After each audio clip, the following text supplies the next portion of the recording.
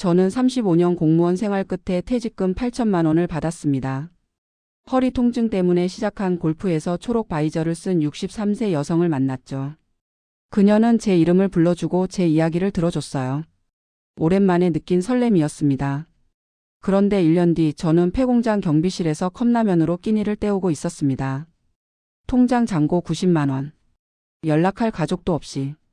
오늘 제 이야기를 끝까지 들어주시면 외로움이 얼마나 무서운 것인지 그리고 평범한 일상이 얼마나 소중한지 느끼실 겁니다. 지금부터 골프장에서 받은 웃음 한 번이 어떻게 제 인생 전체를 무너뜨렸는지 말씀드리겠습니다. 퇴직 후 찾아온 공허함. 저는 71세 김도현입니다. 35년간 구청 민원과에서 공무원으로 일했고 정년 퇴직한 지 이제 3년째입니다. 퇴직할 때만 해도 이제 좀 쉬면서 여행도 다니고 아내와 그동안 못 가본 곳도 가고 그럴 줄 알았죠. 그런데 막상 뚜껑을 열어보니 하루하루가 그냥 텅 비어버린 느낌이었어요. 아침에 눈 뜨면 할 일이 없고 TV 틀어놓고 소파에 누워 있다 보면 어느새 점심시간. 점심 먹고 나면 또 소파에 누워서 오후 드라마 보다가 저녁 먹고. 그렇게 하루가 끝나더라고요. 처음엔 그래도 괜찮다 싶었어요. 직장 다닐 때는 아침 7시면 집 나가서 밤 8시에 들어왔으니까 이렇게 집에서 쉬는 것도 나쁘지 않다고 생각했죠. 그런데 한 달, 두 달, 석 달이 지나니까 몸이 이상해지기 시작했어요. 원래 허리가 좀 안 좋긴 했는데 하루 종일 소파에만 있으니까 허리 디스크가 심해졌어요. 아침에 일어나면 허리가 뻐근하고 조금만 걸어도 다리 쪽으로 저린 통증이 내려오는 거예요. 밤에는 밤대로 잠이 안 와서 새벽 3시, 4시까지 천장만 바라보는 날이 많아졌습니다. 아내하고는 그냥 같은 집에 사는 남 같았어요. 밥상 앞에 마주 앉아도 눈도 안 마주치고 오가는 말이라곤 아내가 묻는 약 먹었냐는 말이랑 제가 반찬 짜다고 투덜대는 말 정도였죠. 아내도 아내 나름대로 교회 다니고 친구들 만나고 바쁘게 지내니까 저한테 별 관심이 없었어요. 사실 저도 아내한테 할 말이 없었고요. 35년을 맞벌이로 살면서 서로 정신없이 일만 하다 보니 정작 같이 앉아서 이야기할 추억도 별로 없더라고요. 골프와의 만남. 어느 날 허리가 너무 아파서 동네 정형외과에 갔어요. MRI 찍고 진료받는데 의사 선생님이 디스크가 꽤 진행됐다면서 재활 치료를 받아야 한다고 했어요. 물리치료실에서 몇 번 치료를 받고 나니까 담당 물리치료사 선생님이 저한테 이렇게 말씀하시더라고요. 집에만 계시지 말고 실외에서 가볍게 걷고 스윙하는 운동을 해보시라고요. 허리에는 적당한 운동이 약보다 낫습니다. 다만 골프는 처음엔 너무 무리하지 마시고 레슨 받으면서 천천히 시작하세요. 골프요? 솔직히 저는 평생 골프채 한 번 잡아본 적 없었어요. 그냥 TV에서 보기만 했죠. 집에 와서 인터넷으로 검색해 보니까 우리 동네에서 버스로 30분 거리에 퍼블릭 골프장이 있더라고요. 그린피도 평일 오전엔 7만 원 정도로 괜찮았고요. 아내한테 말했더니 아내는 그냥 좋다고만 하더라고요. 집에서 소파에만 누워있는 남편 꼴 보기 싫었나 봐요. 처음 골프장에 갔던 날을 저는 아직도 기억해요. 이른 아침에 버스 타고 가니까 클럽하우스부터 나이 지긋한 어르신들이 3, 4, 5 모여서 들어가시더라고요. 저는 혼자 어색하게 프런트에서 체크인하고 연습장으로 갔어요. 초록색 잔디가 아침 햇살 받아서 반짝이고 멀리서 공 치는 소리가 탁, 탁 들리는데 뭔가 가슴이 좀 뚫리는 기분이었어요. 집에서는 맨날 답답하고 숨막히는 느낌이었는데 여기는 하늘도 넓고 공기도 좋고 그랬어요. 레슨 프로가 기본 그립부터 차근차근 가르쳐 줬어요. 처음 채를 잡아봤을 때 생각보다 무겁더라고요. 공을 놓고 한번 쳐봤죠. 처음이라 엉망이었어요. 헛스윙도 하고 공이 옆으로 튀기도 하고요. 그런데 여러 번 치다 보니까 어느 순간 채 끝에 공이 딱 맞는 느낌이 있었어요. 탁 하는 소리와 함께 공이 쭉 날아가는데 그게 참 기분이 좋더라고요. 오래 잠들어 있던 뭔가가 제 안에서 움직이는 것 같았어요. 아, 이게 살아있다는 느낌이구나 싶었죠. 그날 이후로 저는 일주일에 두세 번씩 골프장에 나갔어요. 처음엔 혼자 조용히 연습하다가 점점 다른 회원들하고도 인사하게 됐고 같이 라운딩 도는 분들도 생겼어요. 골프장에 나가는 날은 아침부터 기분이 달랐어요. 전날 밤에 골프웨어도 미리 챙겨놓고 아침 일찍 일어나서 준비하는 게 뭔가 설레더라고요. 집에 있을 때는 하루하루가 그냥 죽은 시간처럼 흘러갔는데 골프장에 가는 날만큼은 가슴이 조금 두근거렸어요. 그녀와의 만남. 그렇게 6달쯤 지났을까요? 저는 골프가 제 일상에서 유일한 낙이 됐어요. 허리 통증도 조금 나아진 것 같았고요. 의사 선생님 말이 맞았던 거죠. 적당한 운동이 약보다 나은 거예요. 그런데 제가 그때는 몰랐어요. 골프장에서의 이 작은 즐거움이 나중에 제 인생 전체를 뒤흔들 시작점이 될 줄은요. 그날도 평소처럼 골프장에 나갔는데 뭔가 달랐어요. 연습장에서 공을 치고 있는데 멀리서 초록색 바이저를 쓴 여성이 눈에 들어왔어요. 나이는 60대 초반쯤 돼 보였는데 뭔가 다른 회원들하고는 분위기가 달랐어요. 흰색 폴로 셔츠에 베이지색 골프 스커트를 입고 선글라스까지 낀 모습이 꽤 세련돼 보였죠. 그분이 공을 치는 모습을 멀리서 보는데 스윙 자세가 참 여유로웠어요. 급하지 않고 천천히 그런데 정확하게 공을 보내는 게 오래 친 사람 같았어요. 처음엔 그냥 그러려니 했어요. 골프장에 오는 분들 중에 잘 치시는 분들 많으니까요. 그런데 클럽하우스 휴게실에서 우연히 마주쳤어요. 그분이 먼저 제게 밝게 웃으면서 인사를 건넸어요. 처음 뵙는 것 같은데 얼굴이 참 밝으시네요. 자주 오세요? 저는 어색하게 6달 정도 됐다고 대답했죠. 그랬더니 그분이 자기는 여기 다닌 지 3년 넘었다면서 자기 이름은 이수진이라고 소개했어요.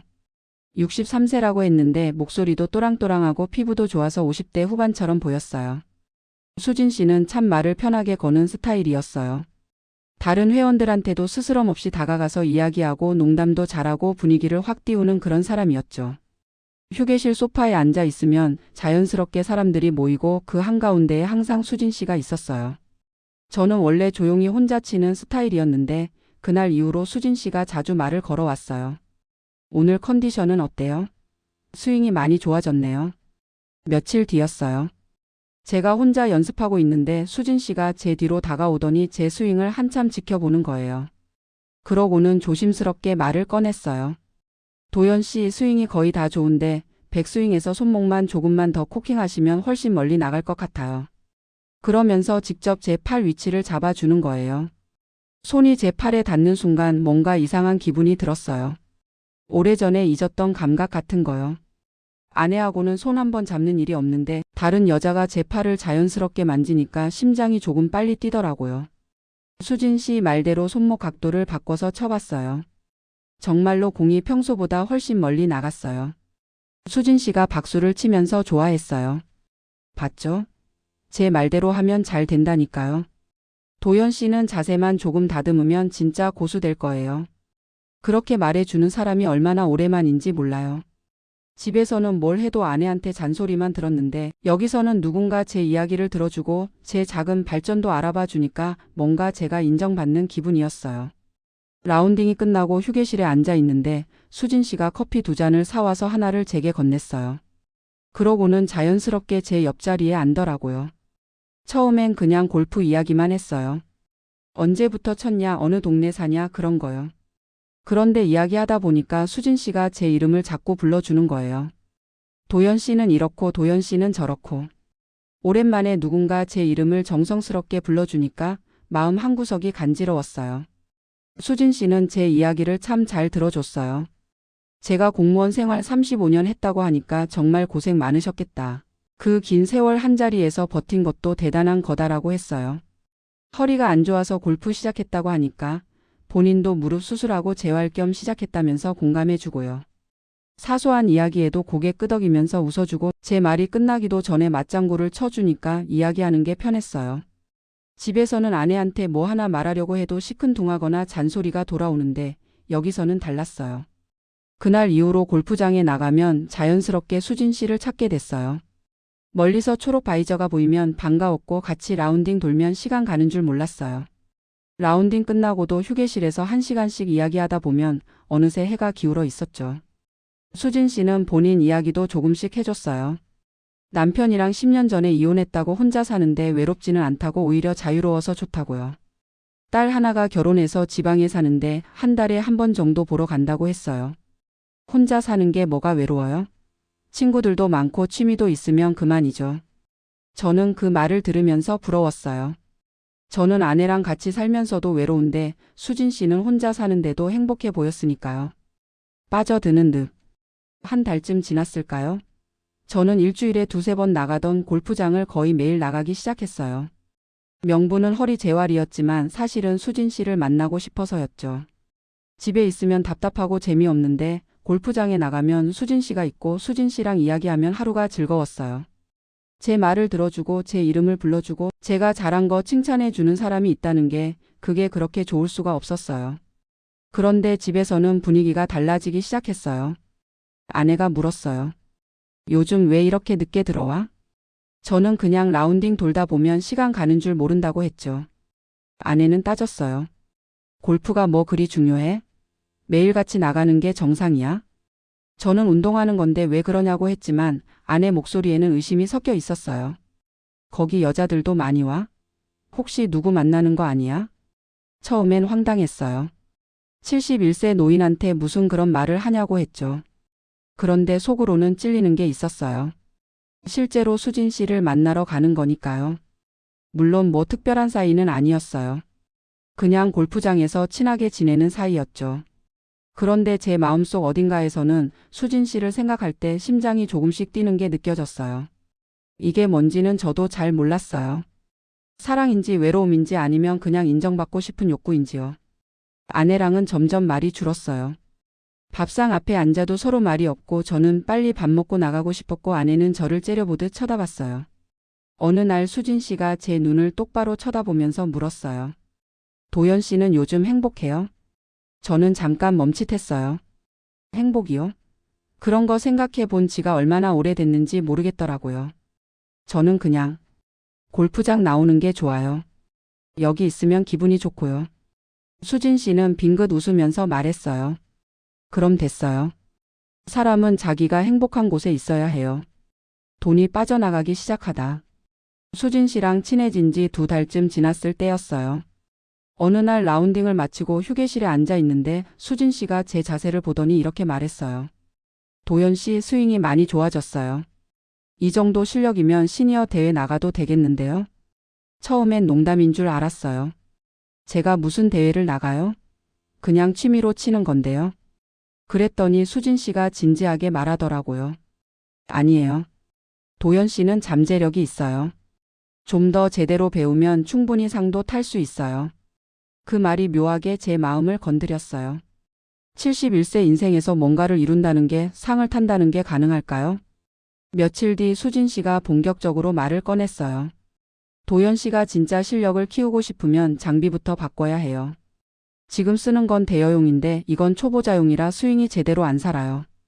그러면서 자기가 아는 골프 용품 매장을 소개해 줄 테니 한번 가보자고 했어요. 저는 솔직히 좀 망설여졌어요. 채를 새로 산다는 게 부담스러웠거든요. 그런데 수진 씨가 이건 투자라고 좋은 장비로 제대로 배우면 나중에 대회 나가서 상금도 탈 수 있다고 설득했어요. 다음 주에 수진 씨랑 같이 골프 용품점에 갔어요. 가게 주인이랑 수진 씨가 친한 사이인지 반갑게 맞아주더라고요. 수진 씨가 제 실력을 설명하면서 중급 자용으로 좋은 걸로 보여달라고 했어요. 주인이 몇 가지 세트를 꺼내 보여줬는데 가격표를 보고 깜짝 놀랐어요. 제일 싼 게 300만 원. 수진 씨가 추천하는 건 550만 원이었어요. 너무 비싼데. 그냥 대여용 써도 되지 않을까요? 그런데 수진 씨가 제 팔을 살짝 잡으면서 말했어요. 도연 씨 이건 그냥 채가 아니라 도연 씨 인생 이모작을 위한 투자예요. 지금 나이에 새로운 걸 시작한다는 게 얼마나 대단한 건데 여기서 아끼면 나중에 후회해요. 가게 주인도 거들었어요. 이 세트가 정말 좋은 거예요. 시니어 대회 나가시는 분들이 많이 써요. 결국 저는 550만 원짜리 세트를 샀어요. 카드를 긁는 순간 손이 떨렸어요. 퇴직금 통장에서 돈이 빠져나가는 게 눈에 보이는 것 같았죠. 그런데 거기서 끝이 아니었어요. 일주일 뒤에는 수진 씨가 정회원 등록을 권했어요. 지금은 비회원 그린피 내고 다니는데 정회원 되면 자유롭게 다닐 수 있고 라커도 쓸 수 있어요. 게다가 정회원들끼리만 하는 원래 대회도 있는데 거기서 입상하면 전국 대회 나갈 자격이 생겨요. 등록비가 얼마예요? 1년에 480만 원이에요. 저는 또 망설였어요. 채 사느라 벌써 550만 원 썼는데 또 480만 원이요? 수진 씨는 이렇게 말했어요. 도연 씨 인생에서 자기한테 투자하는 게 제일 중요해요. 젊었을 때는 가족 위해서 직장 위해서 살았잖아요. 이제는 도연 씨를 위해서 쓸 때예요. 저는 결국 또 등록했어요. 통장 잔고가 점점 줄어드는 게 보였지만 수진 씨가 좋아하는 모습을 보니까 뭔가 제가 잘하고 있다는 생각이 들었어요. 정회원이 되고 나니까 수진 씨가 개인 레슨을 받아보는 게 어떻겠냐고 물었어요. 골프장에 전문 프로가 있는데 그분한테 배우면 자세가 확실히 교정돼요. 한 달에 200만 원인데 일주일에 2번 1시간씩 레슨 받는 거예요. 저는 솔직히 그때부터 좀 부담스러웠어요. 채 550만 원, 회원권 480만 원, 거기다 매달 200만 원씩. 이게 도대체 얼마나 들어가는 거예요? 그런데 수진 씨 표정이 조금 서운해 보이더라고요. 도연 씨가 진짜 대회 나갈 생각이 없는 건지 아니면 그냥 취미로만 칠 건지 모르겠네요. 저는 도연 씨 실력이 아까워서 하는 말인데 본인이 하기 싫으면 안 해도 돼요. 그 말을 듣는 순간 뭔가 제가 수진 씨를 실망시킨 것 같아서 마음이 불편했어요. 알겠어요. 레슨 받을게요. 수진 씨 얼굴이 환해지면서 말했어요. 도연 씨는 역시 다르네요. 저를 믿어줘서 고마워요. 레슨을 시작하고 나서는 지출이 더 늘었어요. 레슨비만 매달 200만 원 나가는데 거기다 수진 씨랑 같이 라운딩 돌고 나면 식사도 같이 하게 됐어요. 처음엔 각자 계산했는데 어느 순간부터 수진 씨가 자연스럽게 제가 계산하는 걸 당연하게 여기더라고요. 식사비가 한 번에 15만 원씩 나갔고 가끔 택시 타고 같이 이동할 때도 제가 냈어요. 한 달에 골프 관련해서 쓰는 돈이 300만 원이 훌쩍 넘었어요. 퇴직금 통장 잔고가 눈에 띄게 줄어들었어요.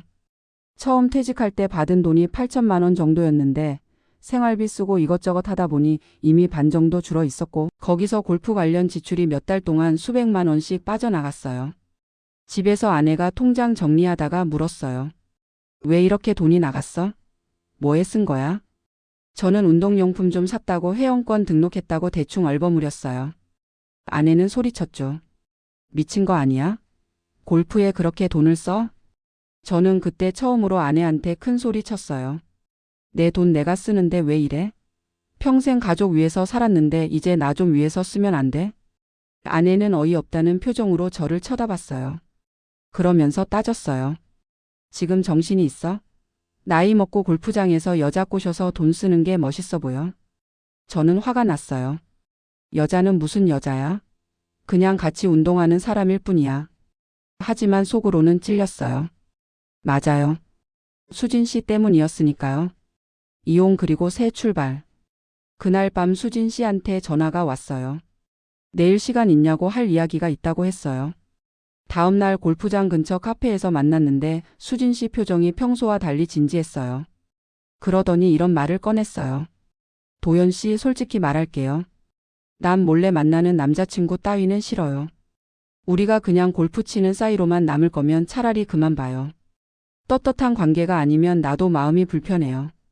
저는 갑작스러운 말에 당황했어요. 무슨 말이에요? 우리가 뭐 잘못된 사이도 아닌데 왜 그래요? 수진 씨는 한숨을 쉬면서 말했어요. 도연 씨 마음은 알아요. 나도 도연 씨 좋아해요. 근데 도연 씨는 유부남이잖아요. 집에 부인 있는 사람이랑 이렇게 자주 만나면 나도 욕먹고 도연 씨도 곤란해지는 거예요. 그러니까 정리를 하세요. 부인이랑 계속 살 거면 저랑은 그냥 인사만 하고 지내고 아니면 정리하고 떳떳하게 만나든가요. 그 말이 제 머릿속에서 계속 맴돌았어요. 정리를 하라고요? 이혼을 하라는 말인가요? 일주일쯤 지나서 저는 결심했어요. 집에 돌아와서 아내한테 말했어요. 우리 이혼하자. 서로 불행한데 왜 같이 사냐. 이제 그만 각자 살자. 거센 싸움이 벌어졌고 아내는 울면서 이혼 절대 안 한다고, 내가 미쳤다고 골프장 여자 때문에 가족 버리냐고 했어요. 저는 더 이상 참을 수가 없었어요. 그날 밤 옷 몇 벌 챙겨서 가방에 넣고 집을 나왔어요. 아내가 뒤에서 소리쳤지만 저는 뒤돌아보지 않았어요. 집을 나온 날 저는 짐 가방 하나 들고 수진 씨한테 전화했어요. 어떻게 된 거냐고 물으니까 수진 씨가 놀라면서도 걱정하는 목소리로 어디 있냐고 물었어요. 지금 PC방에 있어요. 거기서 기다려요. 제가 알아본 곳이 있어요. 1시간쯤 뒤에 수진 씨가 차를 몰고 와서 저를 데려갔어요. 도착한 곳은 역 근처 오피스텔이었어요. 작은 원룸인데 보증금 2천만 원에 월세 120만 원이라고 했어요. 수진 씨가 이미 부동산 통해서 알아봤다면서 도연 씨 혼자 살기 딱 좋은 크기라고 했어요. 계약은 빨리 해야 한다고 다른 사람한테 넘어가기 전에 오늘 결정하는 게 좋겠다고 했어요. 저는 멍한 상태였어요. 몇 시간 전까지만 해도 35년 살던 집에 있었는데 이제 이런 좁은 방에서 혼자 살아야 한다는 게 실감이 안 났죠. 그런데 수진 씨가 제 손을 잡으면서 말했어요. 새 출발이에요. 도연 씨가 용기 낸 거 정말 대단해요. 그 말에 조금 위로받아서 저는 그날 바로 계약했어요. 다음 날 수진 씨가 아침 일찍 찾아왔어요. 같이 가전제품 매장 가서 냉장고, 세탁기, 전자레인지 샀어요. 침대도 사고 이불이랑 수건 같은 것도 샀어요. 계산하고 나니까 800만 원 넘게 나갔어요. 짐 정리를 하는데 수진 씨가 진지하게 말했어요. 도연 씨, 전처나 자식들이 여기로 찾아올 수 있잖아요. 만약 찾아와서 행패 부리면 저까지 피해 보는 거예요. 그러니까 연락처를 바꾸는 게 좋겠어요. 번호를 바꾸라고요? 이 번호 20년 넘게 쓴 건데요. 그래야 깔끔하게 정리돼요. 새 출발하는데 과거 연락처 갖고 있으면 뭐해요? 며칠 고민하다가 결국 번호를 바꿨어요. 그런데 거기서 끝이 아니었어요. 수진 씨가 제 휴대폰을 달라고 하더니 연락처를 하나하나 확인하기 시작했어요. 전처 번호, 아들들 번호. 이건 다 지워야 해요. 잠깐만요. 아들들 번호까지 지울 필요는 없지 않아요? 수진 씨가 화난 목소리로 말했어요. 도연 씨가 진짜 새 출발할 거면 과거를 완전히 정리해야 해요. 아들들도 결국은 전처 편이에요. 나중에 아들들이 도연 씨 설득하러 오면 또 흔들리잖아요. 결국 수진 씨 말대로 아내 번호, 큰아들 번호, 작은아들 번호 다 지웠어요. 연락처를 지우고 나니까 제 휴대폰에는 수진 씨 번호랑 몇 안 되는 사람들 번호만 남았어요. 골프장도 달라졌어요. 전에는 동호회 사람들이랑 같이 어울려서 라운딩 돌고 끝나고 나서 다 같이 맥주 한잔하고 그랬는데 수진 씨가 이제 그러지 말자고 했어요. 전처가 골프장까지 찾아올 수 있어요. 그러면 동호회 사람들한테 소문나고 난리 나요. 우리 둘이서만 조용히 라운딩 돌아요. 한 달쯤 지나니까 제 세상이 정말 좁아진 게 느껴졌어요. 연락하는 사람도 없고 만나는 사람도 수진 씨밖에 없고 골프장에서도 수진 씨하고만 다니니까요. 오피스텔에 혼자 있으면 정말 외로웠어요. TV 틀어놓고 있어도 집에서처럼 익숙한 느낌이 아니라 그냥 텅 빈 느낌이었어요. 마지막 사기. 2달쯤 지났을 때예요. 수진 씨가 저한테 심각한 표정으로 물었어요. 도연 씨, 노후 자금은 어떻게 관리하고 있어요? 퇴직금이랑 연금 같은 거요. 그냥 통장에 넣어뒀어요. 매달 국민연금 140만 원 나와요. 그건 안 돼요. 요즘 같은 세상에 그냥 통장에만 넣어두면 이자도 안 붙고 손해예요. 노후에 병원비라도 걱정 없게 하려면 예금이랑 연금 구조를 제가 한번 정리해 줄까요? 수진 씨가 자기 친구 중에 재무설계사가 있다고 그 사람 통해서 좋은 상품 알아보면 수익률 훨씬 좋다고 했어요. 도연 씨 통장 잔액이랑 연금 액수 정도는 알아야 설계가 가능해요. 저는 조금 망설여졌어요. 제 재산 상황을 말해야 하나요? 그런데 수진 씨가 말했어요. 뭐가 불편해요? 우리 사이에 뭘 숨겨요? 결국 저는 말했어요. 퇴직금 통장에 지금 1,500만 원 정도 남아있고 매달 연금 140만 원 나와요.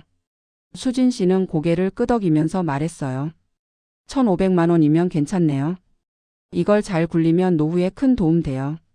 재무설계사는 결국 만나지 못했어요. 약속 당일에 수진 씨한테서 연락이 왔는데 그 친구가 급한 일이 생겨서 다음에 만나자고 했다더라고요. 대신 수진 씨는 제 통장 잔액이 1,500만 원 있다는 걸 알게 된 뒤로 조금씩 달라지기 시작했어요. 전화를 해도 바쁘다고 짧게 끊을 때가 많아졌고 골프장에서도 예전처럼 친절하지 않았어요.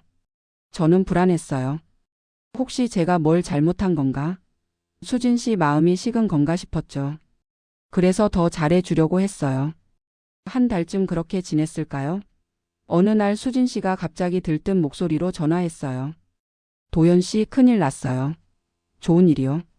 전국 시니어 골프 대회 출전권 얘기가 나왔어요. 제가 무슨 대회를 나가요? 수진 씨는 설명했어요.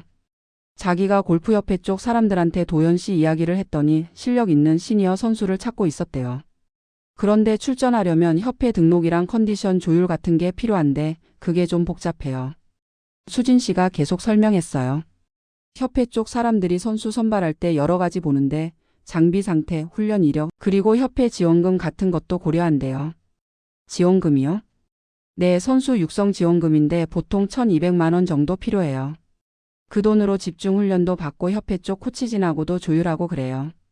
1,200만 원이요? 그건 너무 큰 돈 아닌가요? 수진 씨는 진지하게 말했어요. 도연 씨, 이게 마지막 기회일 수도 있어요.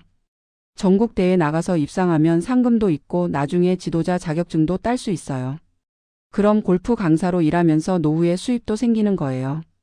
1,200만 원이 아깝다고 생각할 수도 있지만 이건 투자예요. 도연 씨 미래를 위한 투자라고요. 저는 머뭇거렸어요. 통장에 1,500만 원 있는데 1,200만 원을 쓰면 300만 원밖에 안 남잖아요. 그런데 수진 씨가 조금 서운한 표정을 지었어요. 도연 씨가 진짜 새로운 인생 살 생각이 있는 건지 모르겠네요. 저는 도연 씨 위해서 이것저것 알아보고 뛰어다녔는데 정작 본인은 돈이 아깝다고 하니까 허탈하네요. 제 가슴이 철렁했어요. 수진 씨를 잃고 싶지 않았어요. 제 곁에 남은 사람은 수진 씨밖에 없었으니까요. 며칠 뒤에 수진 씨한테 연락했어요. 알겠어요. 1,200만 원 만들게요. 수진 씨는 정말 기뻐했어요. 도연 씨가 역시 다르네요. 저를 믿어줘서 고마워요. 그런데 한 가지 문제가 있다고 했어요. 이 돈이 협회로 들어가는데 도연 씨 명의로 입금하면 안 돼요. 왜냐하면 협회 쪽에서 여자가 남자 선수 후원하는 걸로 알면 이상한 소문 내거든요. 그러니까 제 명의로 입금해야 해요. 저는 잠깐 의심이 들었어요. 왜 수진 씨 명의로 가야 하죠? 그냥 제 명의로 협회에 직접 내면 안 돼요? 협회 규정상 선수 본인이 직접 내는 건 안 되고 후원자 명의로 들어가야 해요. 그리고 제가 오래전부터 협회 사람들이랑 친하니까 제 명의로 가는 게 처리도 빨라요. 다음 날 수진 씨가 계좌번호를 보내왔어요. 여기로 1,200만 원 보내달라고요. 저는 은행 앱을 켜고 한참 망설였어요. 이게 맞나? 정말 대회 출전하는 거 맞나? 그런데 수진 씨한테 전화했더니 빨리 보내야 다음 달 대회에 출전할 수 있다고 늦으면 기회 놓친다고 재촉했어요. 저는 떨리는 손으로 계좌 이체를 했어요. 1,200만 원이 제 통장에서 빠져나갔어요. 잔액은 300만 원 조금 넘게 남았어요. 파국. 돈을 보낸 다음 날부터 수진 씨가 연락이 뜸해졌어요. 전화해도 안 받고 문자 보내도 답이 늦었어요. 골프장에도 안 나왔어요. 처음엔 바쁜가 보다 했어요. 대회 준비한다고 협회 사람들 만나느라 바쁜가 보다 싶었죠. 일주일이 지나도 연락이 없었어요. 2주일쯤 지났을 때 저는 골프장에 나갔어요. 혹시 수진 씨가 나왔나 싶어서요. 그런데 클럽하우스 게시판에 이상한 글이 붙어 있었어요. 이수진에게 사기당한 사람 모집이라는 제목이었어요. 저는 심장이 철렁 내려앉았어요. 글을 읽어보니 이수진이라는 사람한테 투자 명목으로 돈을 빌려줬다가 연락이 끊겼다는 내용이었어요. 다른 게시물도 있었어요. 이수진 주의하세요라는 글인데 골프장에서 친해진 척하다가 돈 뜯어가는 사기꾼이라는 내용이었어요. 주변에 있던 회원들한테 물어봤어요. 이수진이라는 사람 아세요? 한 회원이 고개를 끄덕이면서 말했어요. 알죠. 몇 달 전까지 여기 다녔는데 사기 전과자더라고요. 남자들한테 접근해서 돈 뜯어가는 걸로 유명했어요. 저는 그 자리에서 다리에 힘이 풀렸어요. 1,200만 원. 제가 보낸 1,200만 원이 사기였다는 건가요? 저는 허겁지겁 오피스텔로 뛰어갔어요. 문을 열었어요. 방 안은 텅 비어 있었어요. 수진 씨가 사준다고 해서 같이 고른 커튼도 없고 수진 씨가 놔뒀던 슬리퍼도 없었어요. 저는 미친 듯이 건물주한테 전화했어요. 계약자 이수진 씨 연락처 아세요? 어디 갔어요? 건물주는 놀란 목소리로 대답했어요. 이수진 씨요? 그분 2달 전에 계약 해지하고 보증금 다 가져갔어요. 새 계약자는 도연 씨 아니에요? 그제야 알았어요. 오피스텔 계약할 때 수진 씨가 서류 다 알아서 처리한다고 했었는데 그게 다 제 명의였던 거예요. 보증금 2천만 원도 제 돈이었고 수진 씨는 한 푼도 안 낸 거였어요. 저는 그 자리에서 주저앉았어요. 휴대폰을 쥐고 수진 씨한테 전화를 걸었지만 통화 연결이 되지 않습니다. 라는 메시지만 들렸어요. 저는 은행 앱을 열어서 통장 잔고를 확인했어요. 잔액 32만 7,840원. 퇴직금 8천만 원. 그게 3년 만에 30만 원으로 줄어들었어요. 골프 장비, 회원권, 레슨비, 오피스텔 보증금, 가전제품, 그리고 마지막 1200만 원까지. 다 사라졌어요. 71년을 살면서 이렇게 크게 운 적이 없었어요. 가족도 잃고 돈도 잃고 이제 남은 건 아무것도 없었어요. 마지막. 월세를 못 내니까 건물주가 나가라고 했어요. 짐이라고 해봐야 옷가방 하나. 그걸 들고 거리로 나왔을 때 겨울 바람이 얼굴을 때렸어요. 일주일쯤 떠돌다가 구청 복지과에 찾아갔어요. 노숙자 쉼터를 알아봐 달라고 했어요. 한 달 뒤 저는 폐공장 단지 야간 경비로 일하기 시작했어요. 급여는 한 달에 180만 원인데 숙식이 제공됐어요. 경비실은 정말 춥고 좁았어요. 밤새 이불을 뒤집어 쓰고 있어도 발이 시렸어요. 식사는 컵라면으로 때웠어요. 하루에 2개 먹으면 그게 아침이자 저녁이었어요. 밤마다 생각했어요. 어디서부터 잘못된 걸까요? 골프장에 처음 갔을 때, 수진 씨를 만났을 때, 비싼 채를 샀을 때, 아니면 집을 나왔을 때요? 매일같이 떠올랐어요. 골프장에서 수진 씨가 처음으로 제게 웃어주던 그 순간이요. 그 웃음 한 번이 제게는 구원처럼 느껴졌었어요. 외로웠던 거예요. 저는 35년을 아내랑 살면서도 외로웠고 은퇴하고 나서는 더 외로웠어요. 그 외로움을 수진 씨가 채워준 것 같았어요. 하지만 그게 착각이었어요. 수진 씨는 저를 좋아한 게 아니라 제 통장을 좋아했던 거예요. 어느 날 새벽 4시쯤 순찰을 돌다가 갑자기 가슴이 아팠어요. 뭔가 조이는 것처럼 숨이 안 쉬워졌어요. 한 걸음 걷다가 그 자리에 쓰러졌어요. 정신 차려보니 병원이었어요. 간호사가 보호자 연락처가 어떻게 되냐고 물었어요. 보호자요? 저한테 보호자가 있나요? 아내는 이혼했고 아들들 연락처는 다 지웠고요. 결국 주민등록번호로 가족을 찾았대요. 몇 시간 뒤에 2 아들이 병원에 왔어요. 창문 너머 복도가 보였는데 거기 아들 둘이서 있었어요. 멀리서 병실을 쳐다만 보고 들어오지는 않더라고요.